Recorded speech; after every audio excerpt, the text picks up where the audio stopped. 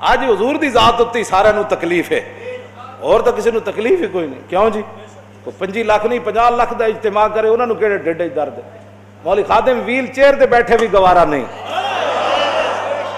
کعب بن مالک جا کے عرض کی تھی حضور اے لباس جڑا تسی جنگی پایا نا، اے زرا تے خوت اے جڑا سارا نظام اے حضور مینوں لا دیو تسی. تو اے لباس انہاں پہچان لیا تے میرا لباس جنگی تسی پا لو. عشق اپنے فیصلے کرنے میں خود بڑا دلیر ہے.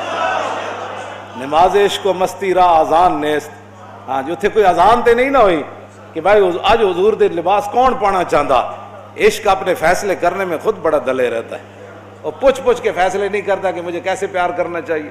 کعب بن مالک صحابہ وچ اگے ود کے عرض کی تھی حضور اے لباس مینوں دے دو، میرا لباس تسی پا لو. حضور نے وہ ذرا بھی اتار دیتی، ساری چیزیں اتار دیتی ہیں. فرمایا لو جی. کعب بن مالک کو لباس پا کے ادھر ٹر پہ، حضور ادھر تشریف فرما، وہ ادھر ٹر پہ. کافرہ سمجھا کہ حضور تشریف، وہ سارے ادھر ٹر پہ. اتنی بڑی خدمت سر انجام دیتی کعب بن مالک نے میدان احد وچ.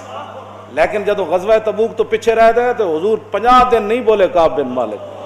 تو کی سمجھنا تو 100 باری درود شریف پڑھ کے تے میں حضور دا حق ادا کیتا.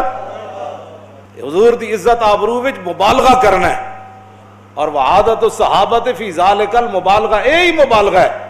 ہاں امام تقی الدین سبکی فرماتے ہیں صحابہ دی عادت یہ سی، انہاں دا مزاج یہ سی کہ حضور دی عزت، حضور دی تعظیم، حضور دی مدد کرنے مبالغہ کر دے.